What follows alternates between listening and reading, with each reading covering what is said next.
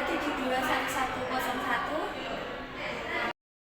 Di sini kami akan menjelaskan tentang hukum Newton 1, hukum Newton 2, dan hukum Newton ketiga. Guna untuk memenuhi tugas mata kuliah Fisika Dasar Bapak Muhtafik. Berikut penjelasannya. Hukum Newton 1.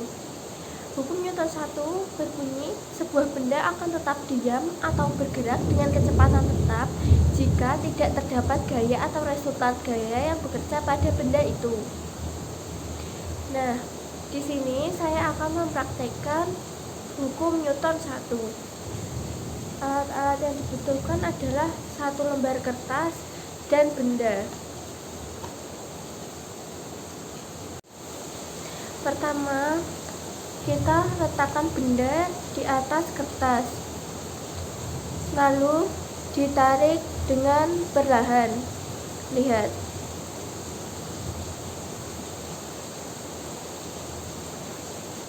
Yang kedua, kertas ditarik dengan cepat. Melalui percobaan yang telah dilakukan, pergerakan atau ketidakbergerakan benda, kita dapat menyimpulkan bahwa benda tersebut akan tetap diam atau bergerak dengan kecepatan konstan jika gaya yang bekerja pada benda seimbang.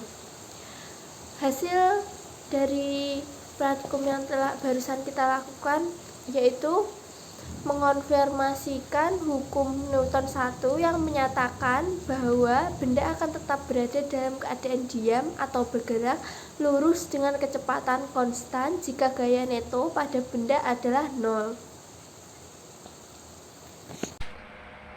Di sini saya akan menjelaskan penerapan hukum Newton 2. Untuk alat yang digunakan, ada satu buah koin logam, ini sebagai massa, satu lembar kardus sebagai bidang miring yang berpermukaan kasar,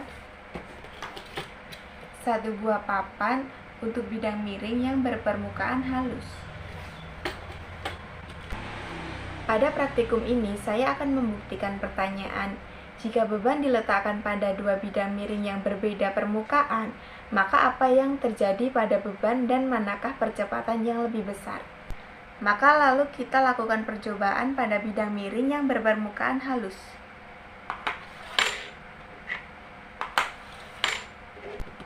Yang kedua, kita lakukan pada bidang miring yang berpermukaan kasar.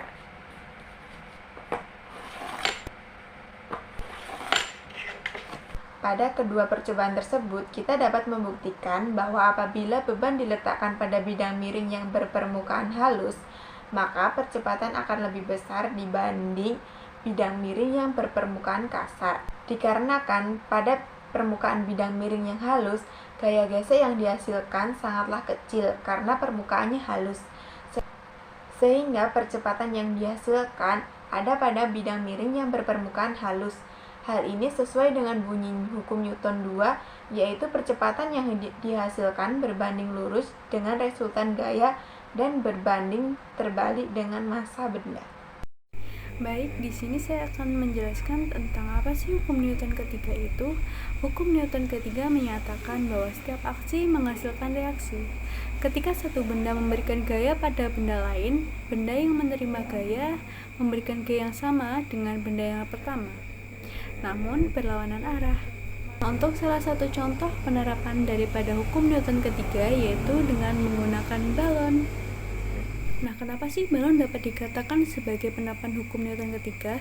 Karena ketika kita melepaskannya, udara di dalam balon itu bergerak keluar, mendorong udara di luar balon.